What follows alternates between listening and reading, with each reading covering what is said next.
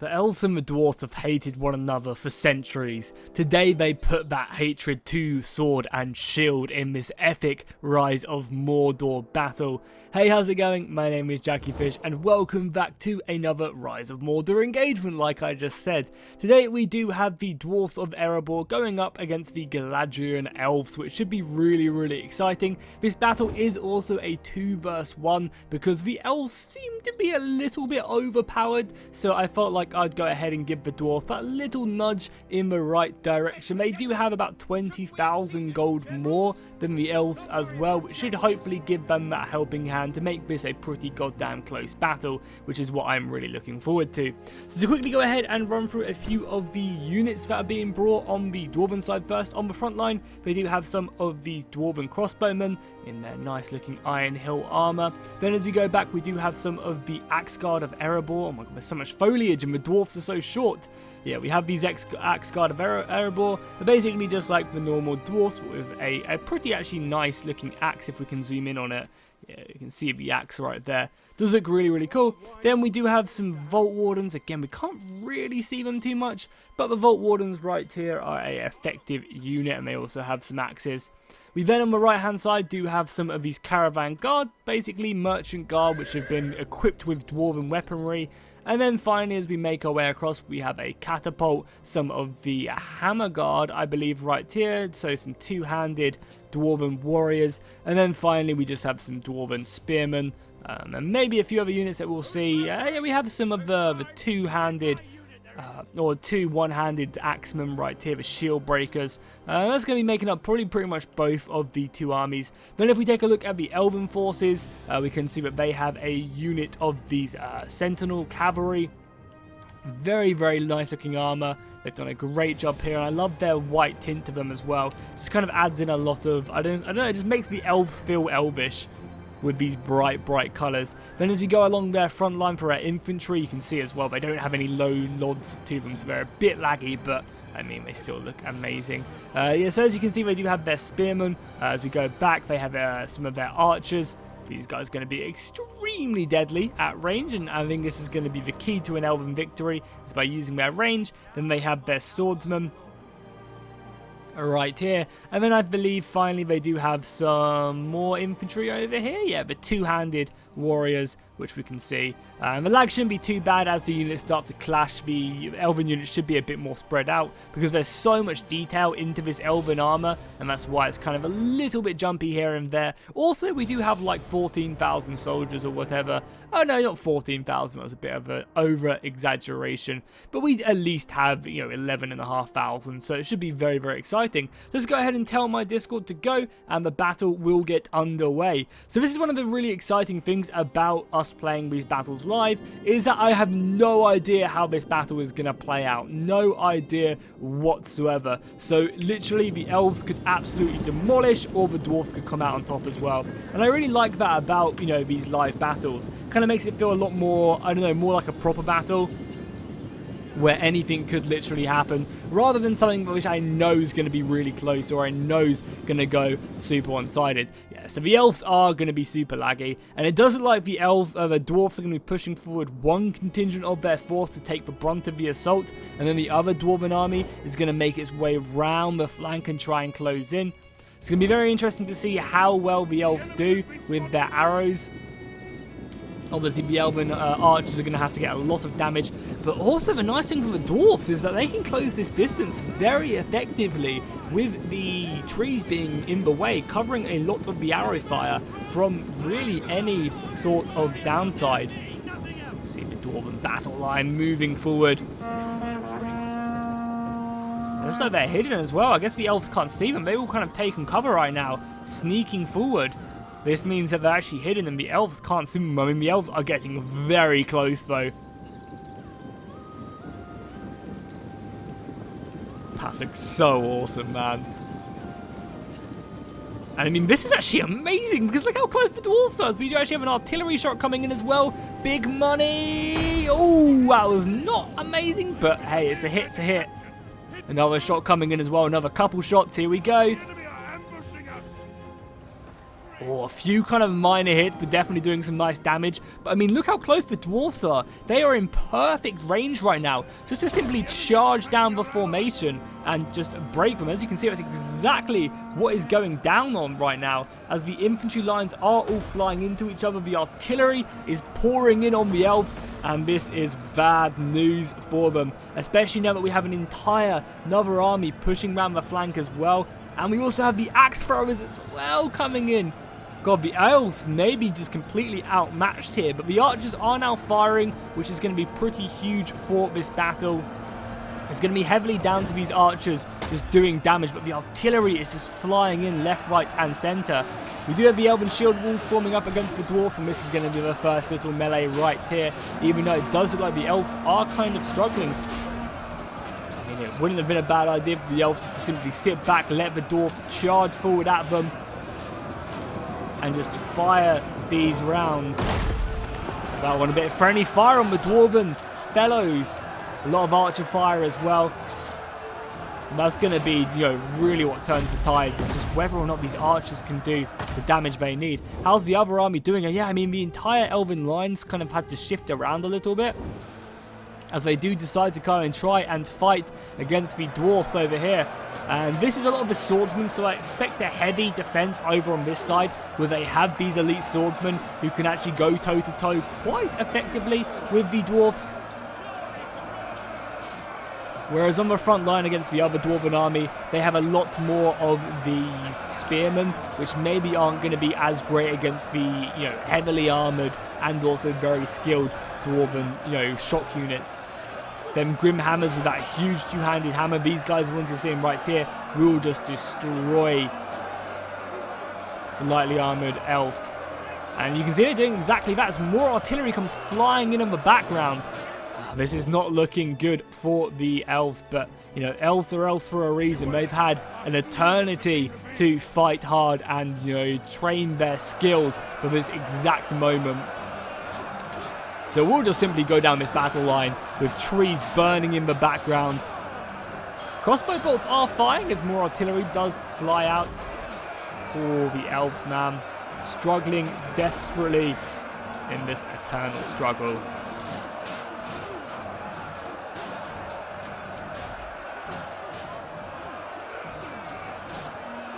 And they have actually made a bit of progress in the centre. You can see gaps in the Dwarven line starting to occur. So, I mean, they kind of took that initial charge value and, has kind of repelled the Dwarfs. I guess the Dwarfs are going to be very effective on that initial charge.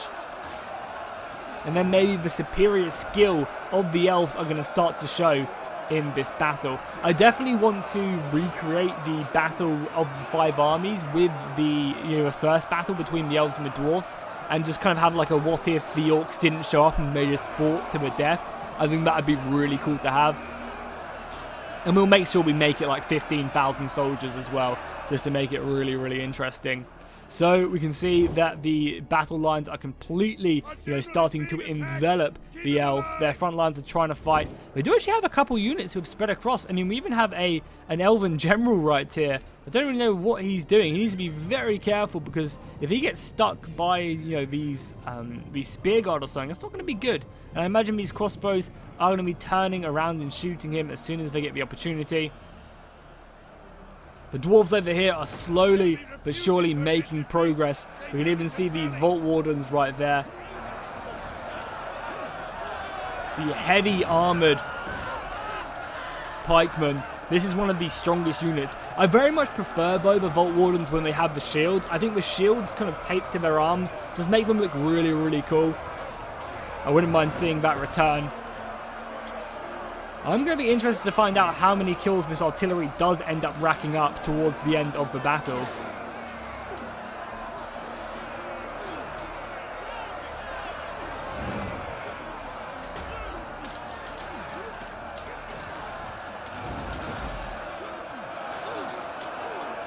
And we just have so many dwarves still waiting for their opportunities to get their hands bloodied, and these crossbows are just seeming like they're untouched. I mean, there's not many great targets for them to shoot. There's a lot of trees in the way and friendly units, but they're still popping off shots, which is becoming, very, very effective.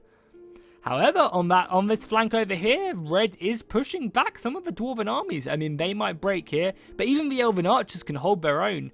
We do have some merchant cavalry getting some orders to go round the elven line and then smash into the back. We also see this huge push all the way over here. If we can jump over to it, if it will let me. Right here, there's a lot of elves and a lot of dwarfs fighting very bravely here. So these are more of the lightly armoured dwarfs. They're not quite the Erebor guard. We can see more of the Erebor guard coming in right here, as also the cavalry flies in through the back now. And if this cavalry is left untouched, they're going to do a lot of damage to the archers from the elves, who are going to be situated back there. And it does look like these dwarfs are kind of coming around with a really nice enclosed move right here to kind of cut off their retreat and also hit their archers at the same time. You can jump on board with this cavalry. You can see they're being given the order to charge through this forest. A few elves are fleeing for their lives. Maybe that's a smart move in this battle. The merchant guard can start to see the forces up there as the sound goes completely crazy. We can see the archers where... Oh my god, look at that, man. The sun gleaming through the distance as the merchant guard charge forward for Wrath the Ruin in the World's End. The glory, men of Rohan, oaths you have taken, now fulfill them for land and lord. Oh my god, I cannot wait until Rohan get added to this mod. That's just going to be absolutely amazing. So these elves are shooting the crossfire over there, but the cavalry's about to come flying in right now, and this is going to be very, very deadly to the back of the lines. You know, even though this cavalry isn't extremely elite, you can just see that clash come flying in. And now they're going to start to rack up that melee damage. I mean, it's not like the elves really have much in the way of, you know, men descend, 3 men. I mean, their lines are being broken on every single side of this battlefield. And maybe they are just outnumbered, but there's nothing wrong with this, you know. Even if this wasn't a super close battle, I honestly don't mind, because it speaks to the way battles were formed, you know. Every single battle in Middle-earth wasn't even, or it wasn't completely in one side's favour. Sometimes, you know, soldiers would have to take battles and generals would have to take battles that they didn't want to. Doesn't mean that there was never a chance for the elves to win this battle. You know, it looks like they were heavily outnumbered and the elves were too cocky. And maybe there was some miscommunication with them just advancing forward as the Vault Wardens slowly close in this gap with their pikemen, ready to start hitting into the backs of the elves, just poking away at them from distance. The battle line looking very, very deadly. Some of the elves have rallied down the hill and charged forward, trying to take down more of these axe guys. It just seems like there's just so many dwarfs still fighting bravely. So that looks like one of the Elven generals the Elven general has now been slain, and as you can see, the balance of power is just heavily in favour of the dwarfs. The dwarfs did end up losing 2,000 men. That was kind of their difference in the battle. They had a 2,000 man advantage to begin this battle, and I mean, they are just absolutely trumping the dwarven ranks.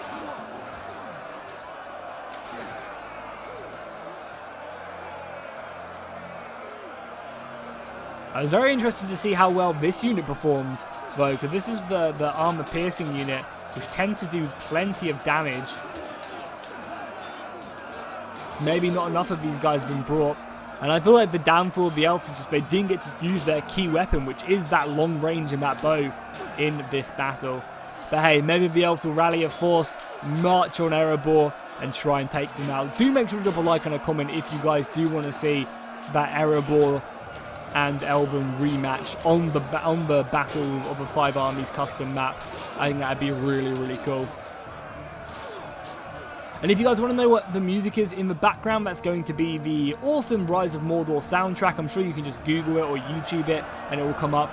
But it is a very, very spectacular track. So, as we can see, the Elven ranks have been broken. There's a few pockets of resistance still left remaining.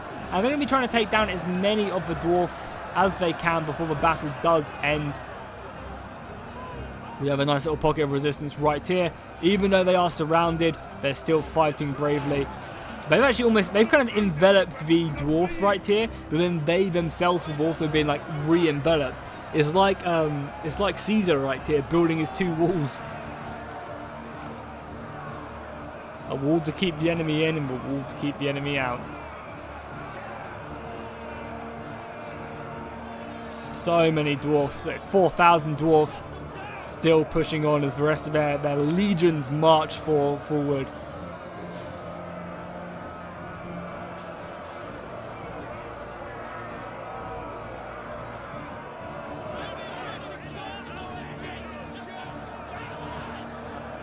The last couple elves are now filling, and it's going to be this last unit of elves all the way over here. Somehow still standing, but that unit has now gone down, and that is all of them. The elves have been utterly smashed. No, I say that. We have one elven formation right here, and they're going to be forming a last little box. Surprisingly, they are just not auto-routing. They're going to be forming a box right here as all of the dwarfs march their asses round here to finish this off. And I imagine in this box they might hold a decent amount, because I don't think they can be outflanked anymore because of the fact that they're in a box formation.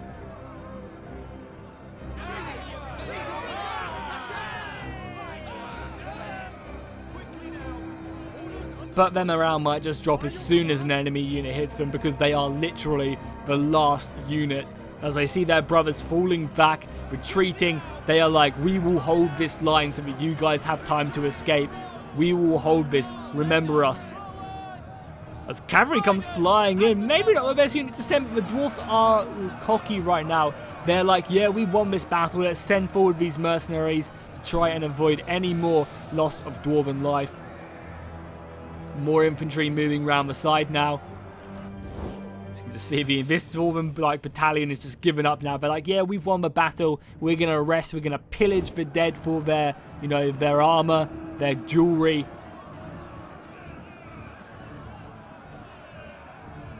Now we have the final dwarven push.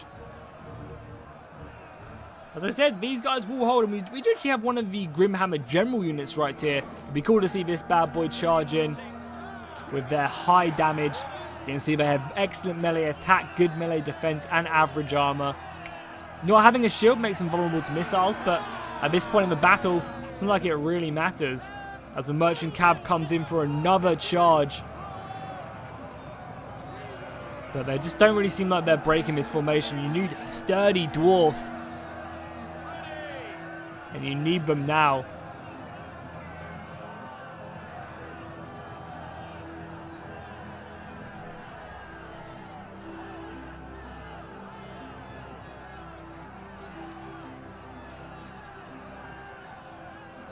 Surprisingly though, they have taken out a few of the elves, which is, considering these guys are in a tight formation,